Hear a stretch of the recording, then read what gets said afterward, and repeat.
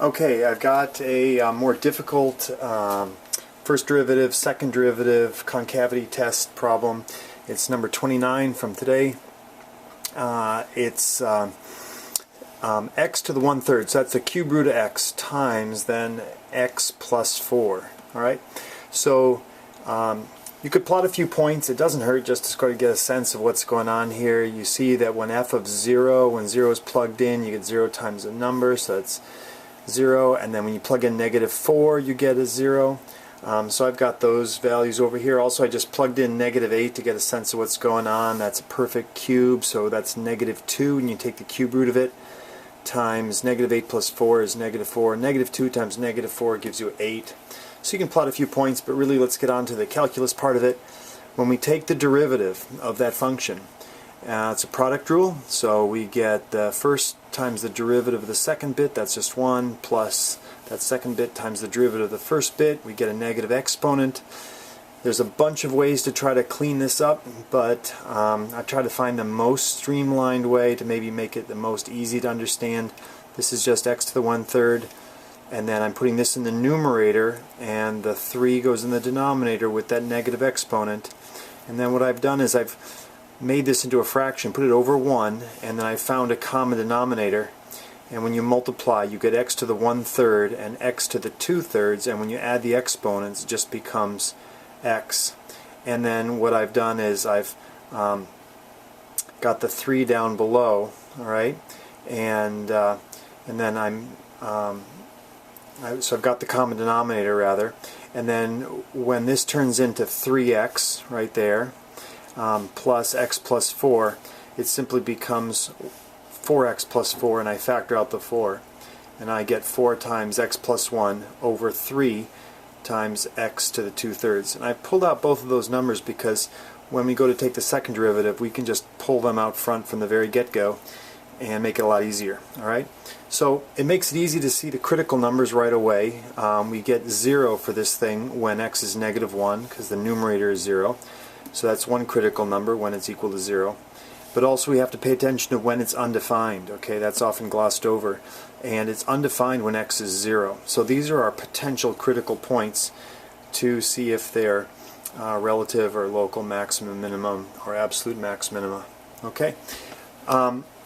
Well, we could at this stage jump right down and make a little number line here, and here are 2 critical points.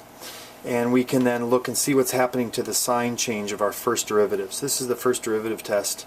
If I plug in a number below -1, like -2 as a test point, I think I got it up here somewhere. Oh, I just plugged in -4. Well, let's see, nope. First derivative, I plugged in -2 right there.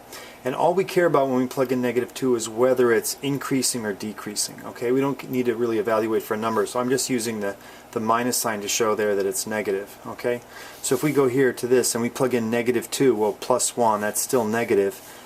Anytime you've got something to the 2/3, you can take the cube root of a negative number and get a negative, but then when we square it, it's always going to be positive. So this denominator is always going to be positive, and it's just a matter of what the numerator is. When it's negative, then it's negative. So this is negative right here, okay? And then what happens in between -1 and 0, let's plug in 1/2, or -1/2 rather. So when I plug in -1/2, I get a plus. And just to show it, -1/2 plus 1 is still positive. Like I said, that's always positive. Positive over positive. This is positive. Okay, so we've got a sign change. At -1, it's going from negative slope to positive slope. Alright, so that tells us that it's going like this and then turning around to be positive. So this is a local minimum. Alright, what that value is, we can plug that in and find it. -1 gives us -3. So let's just plot a few of these points here. We know that at -4 it's 0, at -1 it's -3.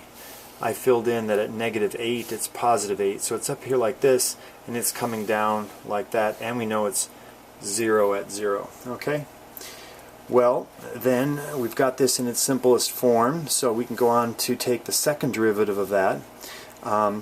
I've just written that prime sign there to show we're taking the second derivative only of this inside. I've pulled out the 4/3, it's then the bottom times the derivative of the top minus the top times the derivative of bottom, all over the bottom squared. When we multiply that in, that just becomes a 4. And then what I've done is I've distributed this in. Again, there's a bunch of ways to clean this up and solve. I think I've found a way that's relatively simple to understand. I distribute that into the x. X to the 3/3 plus negative 1/3 gives me x to the 2/3, and the 2/3 is out front. And then when I bring it in here, it's just simply 2/3 x to the minus 1/3. Okay? Well, then I take the negative sign and I distribute that back into this. And then I'm just trying to get rid of some of these fractions. And if you notice, if I multiply the top and the bottom by 3, I can clear these fractions. This 3 I'm going to bring way out front because now that I've taken the derivative, I can do that. And then when I multiply x to the 1/3 times x to the 2/3, I add the fractions, and that just becomes x.